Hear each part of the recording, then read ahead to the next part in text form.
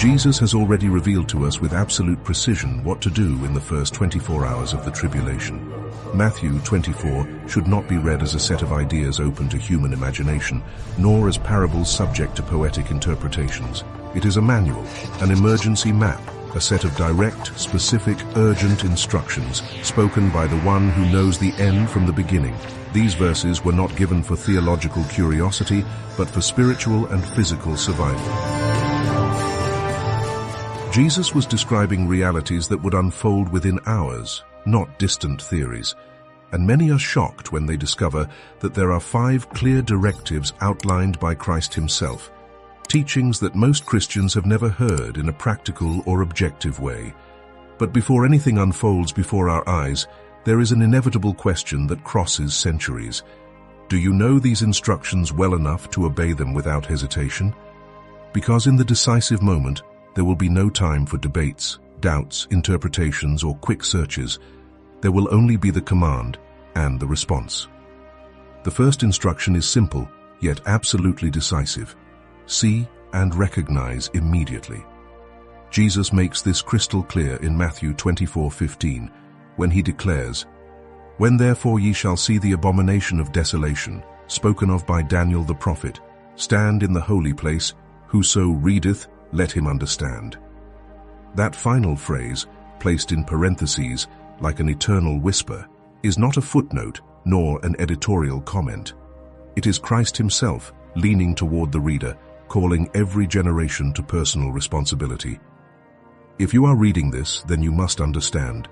He demands discernment, vigilance, preparation. It is not enough to hear occasional sermons or to depend on someone else's knowledge. You must see, interpret, and recognize the sign the instant it appears. This is the first instruction. Be informed. No one obeys commands they do not know. No one responds to a sign they cannot identify. Jesus expects his followers to study prophecy, dive into Daniel, and understand the historical and spiritual weight of the abomination of desolation. He does not call us to passivity, but to active, strategic vigilance, eyes awake, spirit alert, heart prepared. And that is why he insists throughout the chapter, "What I say unto you, I say unto all, watch." The tribulation will not begin with media explosions, official speeches, or global announcements. There will be no worldwide countdown. It will begin quietly, with an act performed in Jerusalem, in the temple, something most of the world will not notice. But you cannot be part of that unaware majority. When that sign appears, you must be able to say, "It is now. The time has begun. I must act immediately." The truth is harsh. Most Christians today could not explain what the abomination of desolation is, and according to Jesus, that ignorance may cost lives. For those who will be among the ones required to flee when the event occurs, and we will see who they are later, recognizing the sign will not merely be important, it will be a matter of survival. Because the first 24 hours will separate the vigilant from the distracted, the prepared from the indifferent, those who obey without hesitation from those paralyzed by doubt. And hesitation in that moment may be fatal, because Jesus' second instruction demands instant reaction. Instruction number 2 is direct, objective, with no room for debate. Flee immediately, without hesitation. At the very moment the abomination appears, Jesus gives one single order: flee. Matthew 24:16, KJV, declares, "Then let them which be in Judea flee into the mountains." Jesus mentions Judea because that will be the epicenter, the ground zero of the event. Those who are there will be in immediate danger and must leave before the trap closes around them. But the principle is broader and echoes far beyond the borders of Jerusalem. When the Antichrist exalts himself as God and the tribulation officially begins, danger will spread rapidly. Revelation 12:17 makes this clear. "And the dragon was wroth with the woman, and went to make war with the remnant of her seed, which keep the commandments of God, and have the testimony of Jesus Christ." The dragon, Satan, will not wage war only in Judea. He will rise against all who remain faithful in every nation, on every continent. This is not limited to Judea. When Jesus commands his people to flee, he points to a specific destination, the mountains. This is not a casual detail or an abstract symbol. Throughout the entire biblical narrative, the mountains were the last refuge of the persecuted. Steep terrain, hidden caves, narrow passages, places where pursuers advance slowly and where any siege becomes difficult. Beyond that, they are far from major urban centers, where the system of the beast will establish itself with full force, with control, surveillance, restrictions, and immediate impositions. In the mountains there is water, vegetation, game, and above all space and silence in which to hide. David found shelter among the mountains as he fled from Saul's rage, moving between caves, ridges, and ravines where the enemy's army simply could not reach him quickly. Elijah, exhausted and threatened, sought no walls nor human fortresses. His refuge was Horeb, the mountain where God's gentle whisper broke the silence. The Maccabees, resisting Seleucid tyranny, began their revolt among hills and stones, where harsh terrain became an ally. Across the whole biblical story, whenever the world became hostile, the servants of God ascended, and there, in the rugged and wild heights, they survived. That is why Jesus speaks with such clarity and weight. When the tribulation begins, run to the mountains. Do not go to the cities. And here we arrive at one of the greatest misunderstandings among modern readers. Many imagine Jesus expects an organized evacuation, a carefully planned strategy, an emergency blueprint prepared in advance. But Christ is not talking about grand schemes. He presents no supply lists, no detailed routes. He gives one word: flee. It is the language of absolute urgency. It is the kind of order given when every second matters, when any hesitation may be the line between escaping and being caught. It is the warning of one who knows that when the abomination of desolation is manifested, there will be no time for calculations, discussions, or calm reasoning. It will be a moment when thinking too much already means thinking too late. And the instructions that follow reveal how literal, how sharp, how intensely practical Jesus is, as someone describing a real and imminent scene. Instruction number 3 is a shock to anyone accustomed to human logic about protection and survival. Do not go back for anything. Christ descends to the level of everyday life. He describes real places, real movements, human reactions that anyone would naturally have. Imagine someone on the rooftop, perhaps resting after work, perhaps praying, perhaps watching the sunset over Jerusalem. Suddenly, the news arrives. The abomination of desolation has happened. The Antichrist has just declared himself God in the temple. Instinctively, anyone would rush downstairs to grab a prepared bag, gather food, water, documents, warn the family, rescue something valuable. But Jesus cuts through this natural impulse with an almost abrupt command: do not go down. Do not take anything from your house. Go. Another person is in the field, tending the land, living an ordinary day, and the news strikes like a blade slicing the air. The human mind will try to return, grab clothes, collect supplies, say goodbye, rescue stored money. But Jesus repeats, do not turn back. Do not even take your cloak. Go straight. This instruction sounds harsh because it is harsh. It is not exaggeration, not metaphor, not dramatization. It is a danger so immediate, so aggressive, so fast, that minutes, even seconds, may determine who escapes and who is found when the system of the beast rises with full force. In those first moments, the persecution will be sharp, sudden, and relentless.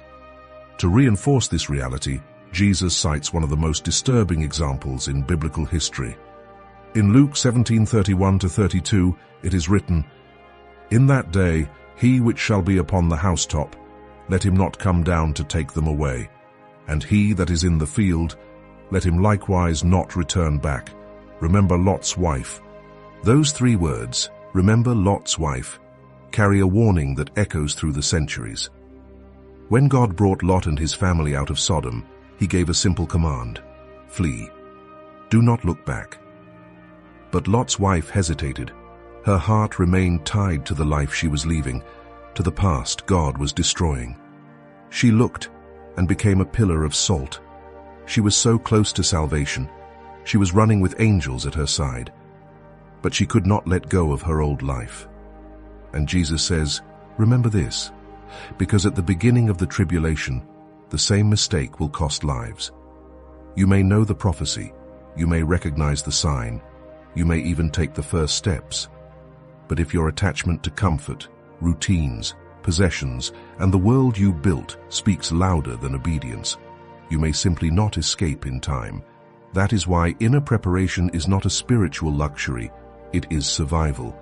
If you wait to reflect only when everything begins, your heart will want to go back for something. A bag, documents, money, objects that feel indispensable. But if you accept now that all of this may be lost, and still trust the command of Christ, then when the moment comes, you will obey without hesitation. You will flee without looking back.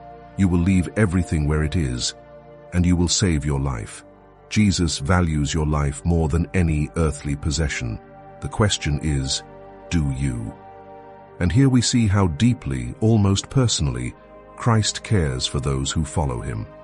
He does not merely tell you what to do when the sign appears. He gives an instruction that begins long before the event, an interior preparation, silent and necessary. He wants you ready before the world even realizes what is happening. Instruction number 4 is powerful. Understand the severity of what is coming. Jesus does not soften his words to make them more palatable. He does not say, it will be hard, but you'll manage somehow. He chooses total, absolute truth, because only those who grasp the gravity of the events will develop the urgency necessary to survive.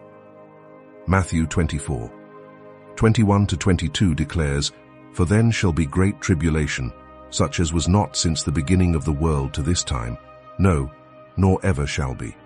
And except those days should be shortened, there should no flesh be saved. But for the elect's sake, those days shall be shortened. Let these words breathe inside you. Such as was not since the beginning of the world, nor ever shall be. Jesus is declaring that nothing, absolutely nothing in human history compares to what is coming. Not the flood in the days of Noah, when the entire world was swallowed by water. Not the plagues of Egypt. Not the destruction of Jerusalem by the Romans. Not the plague that darkened medieval Europe. Not the wars that scarred the 20th century.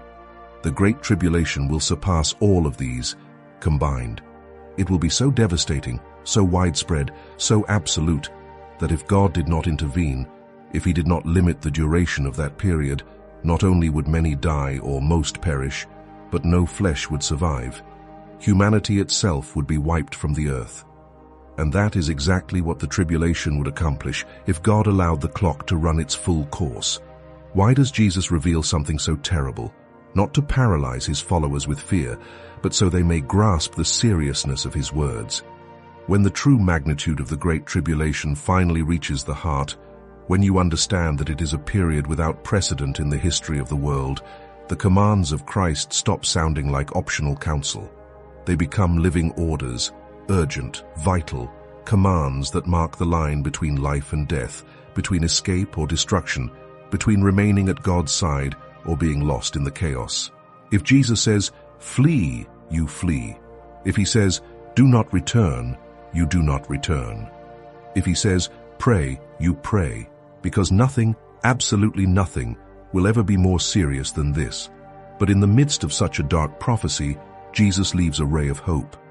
A verse that shines like an open window in the heart of a storm. For the elect's sake, those days shall be shortened. This is a direct act of divine mercy. God will supernaturally limit the duration of the tribulation, not because the world deserves compassion, for it does not, but because he has a people, his elect, and they must survive for his purposes to be fulfilled. For their sake, the days will be shortened. And here is the powerful implication.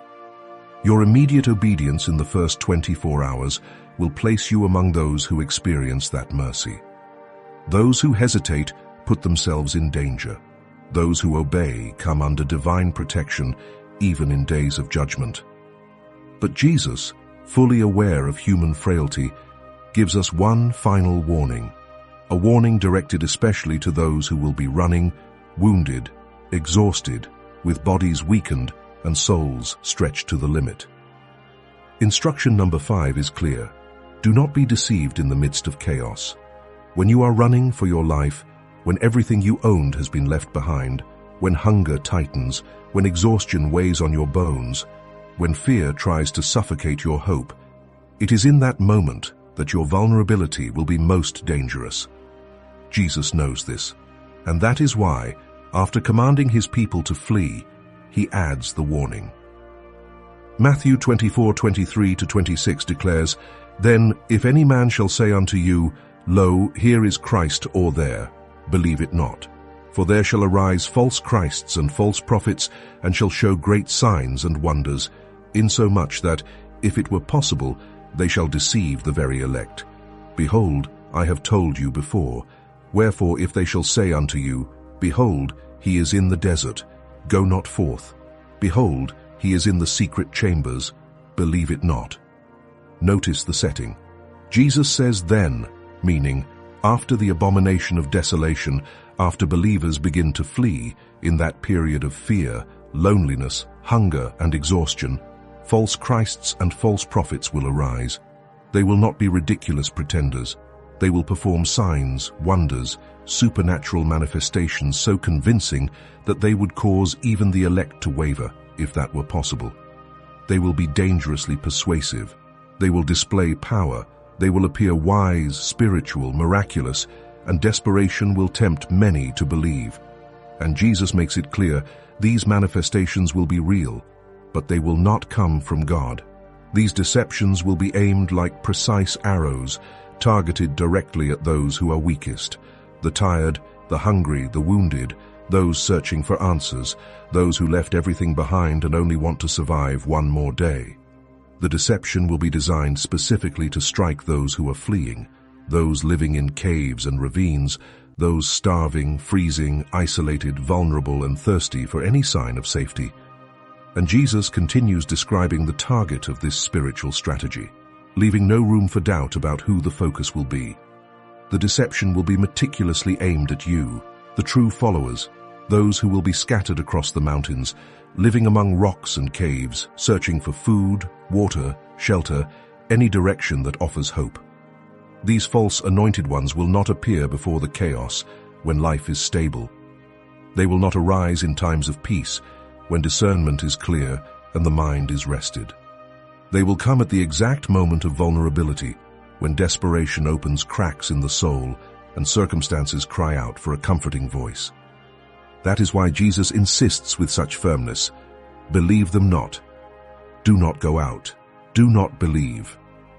These warnings are not repeated by accident. He knows these deceivers will not offer ordinary lies, but falsehoods wrapped in signs, wonders, miracles, and demonstrations that will appear holy, yet will come directly from the enemy. They will say, "The Christ is in the desert.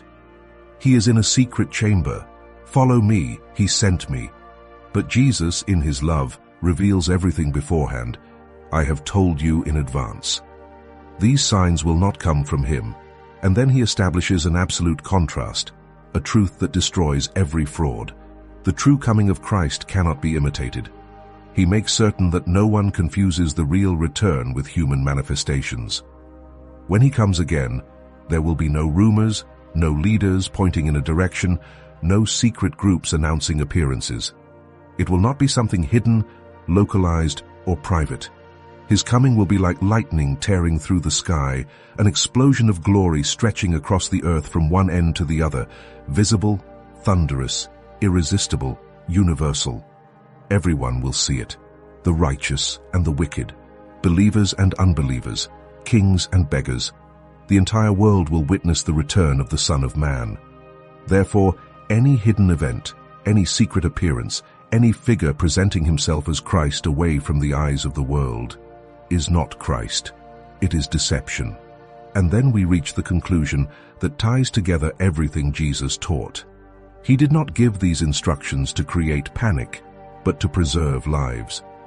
The first 24 hours of the tribulation will be the most decisive period of your physical and spiritual existence. In that brief window, 5 divine commands will determine who survives and who is swallowed by the chaos. See and recognize the sign. Flee immediately. Do not return for anything. Understand the unprecedented severity. Do not be deceived in the chaos. These 5 instructions are like 5 keys that Christ places in the hands of his disciples. Keys of survival, wisdom, and faithfulness. And then, after all these warnings, comes the question that pierces the soul like an unavoidable echo.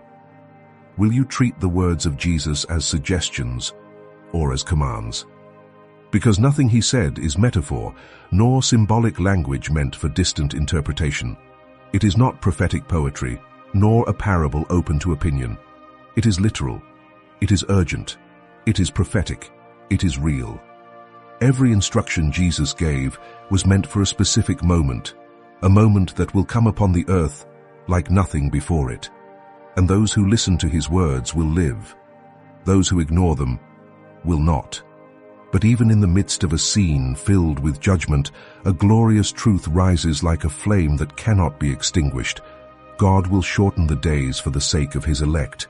He still reigns, he still sees, he still cares. The Lord will not abandon his people to darkness. He will not allow evil to rule without limits. The tribulation will have an end because the mercy of God has a target, you. And then, after everything, after the fleeing, the endurance, the chaos, the tears, and the perseverance, Jesus will come, not hidden, not silent, not discreet, but in unfathomable power, in overwhelming glory, in a light no man can behold without trembling. And all those who remained faithful, all who kept watch, all who obeyed his words, even when the entire world called it madness, will be vindicated. They will be preserved. They will be welcomed into the kingdom that shall never end. See you soon.